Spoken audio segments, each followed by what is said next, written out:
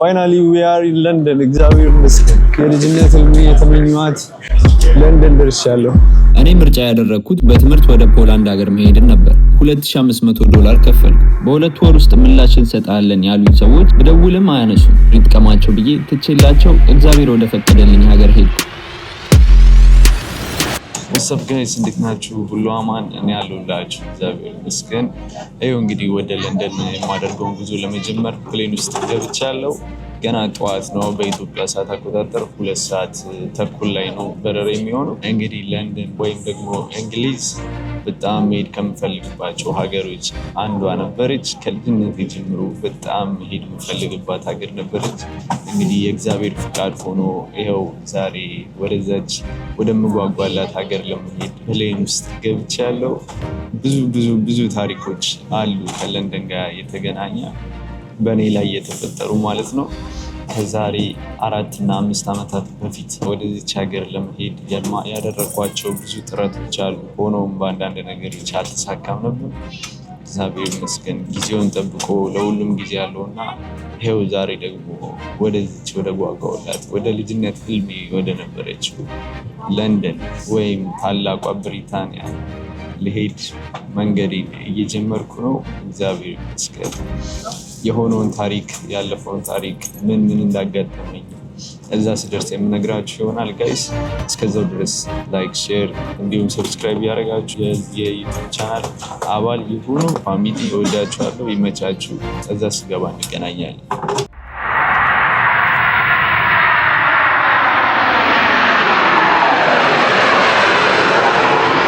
ኦልራይት ጋይስ እንግዲህ ደርሻለሁ። ለንደን ስታንሰን የሚባል ኤርፖርት ነው ያረፍኩት። አሁን ወደ ሴንትራል ለንደን ጉዟችንን በባቡር ነው የምናደርገው። ይህን ይመስላል። ከኤርፖርት ወጥታችሁ ወደ ባቡር ጣቢያ የምትሄዱበት ወደ ትሬን ስቴሽን የምትሄዱበት መንገድ ይህን ይመስላል። በጣም እርቦኛል እና ደግሞ ቡና ነገር መጠጣት ፈልጋለሁ። የሆነ ነገር ልግዛና ልብላ፣ እንዲሁም ቡና ልጠጣ። አይሰር one croissant and one coffee. Alright guys, ቡና ገዛው። አንድ ደግሞ ኬክም ገዝቻለሁ። ኬክ ሳይሆን ክሮሳንት ነው። አሁን ወደ ባቡር እየሄድኩ ነው ማለት ነው። አሁን ከ10 ደቂቃ በኋላ የሚመጣ ባቡር አለ። እንዳያልፈኝ ቶሎ ነው መሄድ ያለብኝ።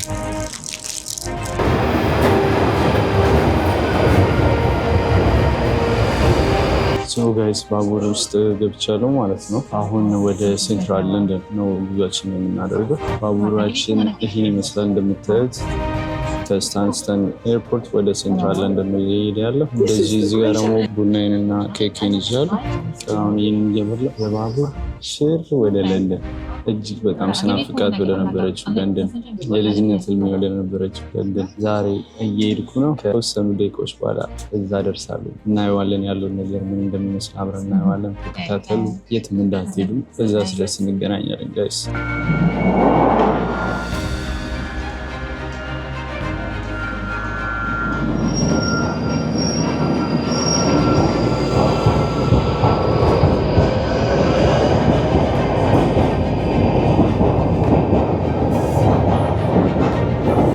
ኦልራይት ጋይስ እንግዲህ አሁን ሴንትራል ለንደን ደርሰናል። ሊቨርፑል ስትሪት ይሄ የትሬን ስቴሽኑ ነው። ትሬን ስቴሽኑ ይህን ይመስላል። በጣም ነው የሚያምሩ ጋይስ። ይሁላ ሳያችሁ እያያችሁት ነው አይደለም? በጣም ነው የሚያምሩ። ሰፊ ነው ምናምን። ኢንቴሪየር ዲዛይኑ በጣም ነው የሚያምሩ። ዋው በጣም ነው የሚያምሩ ጋይስ። አሁን እስኪ ወደ ላይ እንውጣና ያለውን ነገር ደግሞ እንየው። ከተማውን እንዞራለን። እዚህ ጋር ላይቭ ምናምን ይዘፈናል።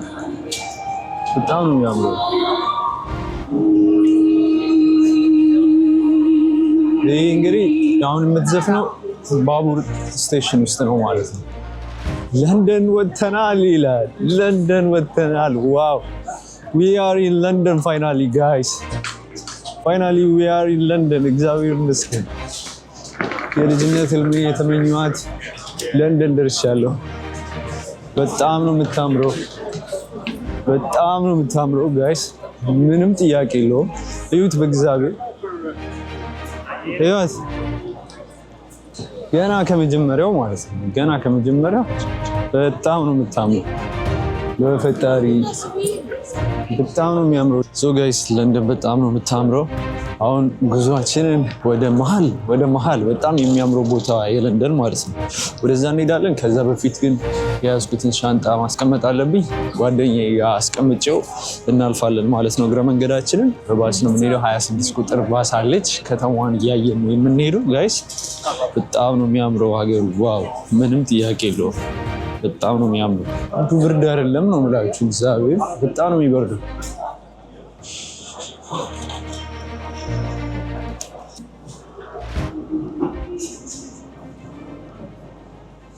ታክሲዎቹ ምናምን አያምሩም? በፈጣሪ ለየት ያሉ ናቸው አይደል?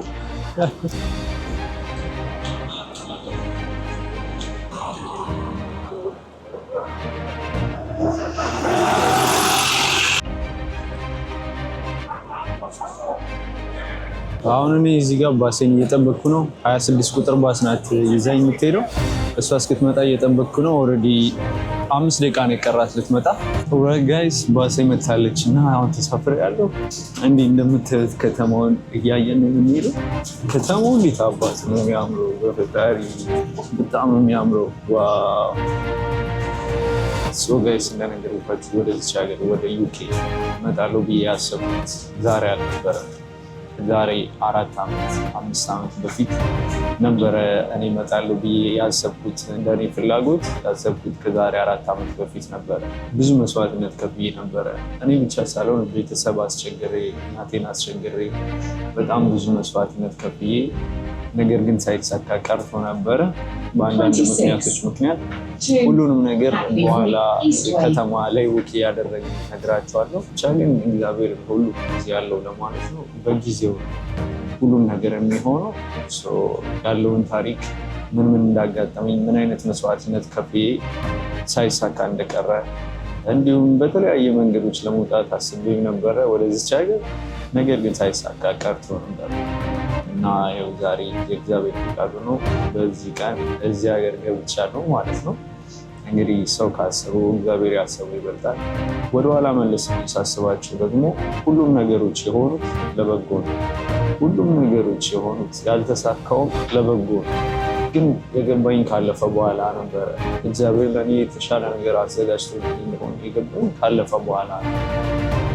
ሁሉንም ነገር ብቻ በኋላ አጫውታቸዋለሁ። አሁን ሻንጣዬን ላስቀምጥ ወደ ጓደኛዬ ቤት እየሄድኩ ነው። ጓደኛዬ ጋር ደርሼ እወጣና እንግዲህ ከተማን እየዞርን ያለውን ነገር አጫውታቸዋለሁ ማለት ነው። ምን እንደተፈጠረ፣ ምን አይነት ሙከራዎችን አድርጌ እንዳልተሳኩ ሁሉም ነገር ነግራቸዋለሁ። እስከዛው ድረስ እናንተ ላይክ፣ ሼር፣ ኮሜንት እንዲሁም ሰብስክራይብ ያደረጋችሁ ጠብቁኝ ጋይሶች። ኦራይት ጋይስ፣ አሁን እንግዲህ ቦርሳዬን አስቀምጬ እዚህ መሀል ሴንትራል ለንደን የለንደን አይኮኒክ ቦታ ተብሎ የሚታወቀው ቢግ ቤን ጋር ደርሻለሁ። በጣም ብዙ ሰዎች ናቸው ያሉት። ከፊት ለፊት ያለው ቢግ ቤን ወይም ደግሞ ኤልዛቤት ታወር ተብሎ የሚታወቀው ነው።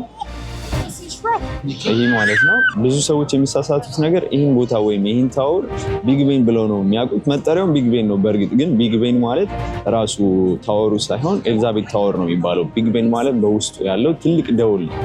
ሰዓት ሲቀያየር አብሮ የሚጮህ ትልቅ ቤል አለው። የሰዓት መቀየርን ለማመልከት የሚጮህ ትልቅ ቤል አለው። እሱ ነው ቢግ ቤን ተብሎ የሚታወቀው ማለት ነው።